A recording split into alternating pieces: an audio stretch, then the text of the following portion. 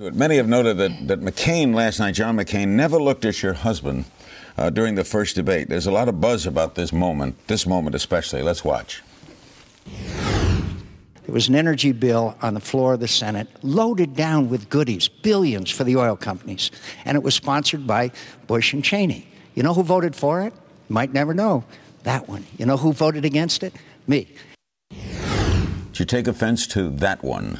No. I mean, people are talking about it. Well, I think there are two conversations that have been going on throughout this whole election. There's the conversation that's been happening with the pundits and, the polls, and then there's the conversation that's been happening on the ground. And the folks out there right now are scared. They're nervous about the economy. They don't care about the sort of back and forth between the candidates. They want real answers about how we're going to, fix this economy and get the healthcare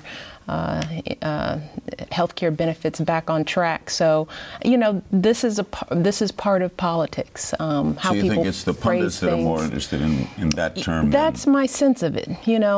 I have traveled around this country. I was in a few states just in the last day and a half, and no one asks about this kind of stuff. I mean, they want to know about the positions that the candidates have on the issues. What are we going to do with this war? How are we going to get our education system on track? And people really want to understand, how this economy is going to really affect their bottom line. Did it in any way offend you? No.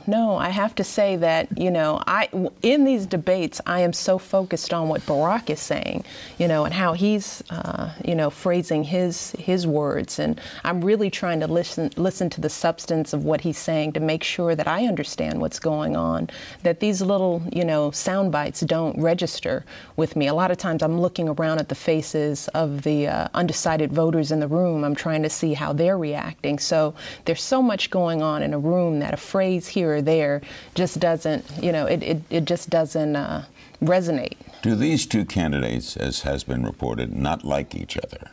I can only speak for Barack, and I know that Barack has the utmost respect for Senator McCain. He's said so on so many occasions. I think this has been a long, tough fight, and politics sometimes leads to things said between the candidates. But again, what we found is that people are really focused on who's got the vision that's going to take us to the next level. Your husband appears so cool, though.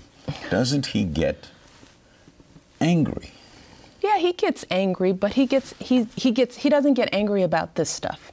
I mean, what you heard in that debate, when you saw his passion, it was when he was talking about the healthcare crisis. And he talked about his mother dying of ovarian cancer and how angry it made him to see her worrying about the insurance company and the payments rather than worrying about getting well. And that's what we're seeing. That's the kind of stuff that makes Barack angry. It's not the back and forth. It's not something said about him. I think Barack said today he can take, any name calling or the back and forth that stuff doesn't bother him. But the unfairness that we're seeing across the country, that makes him mad.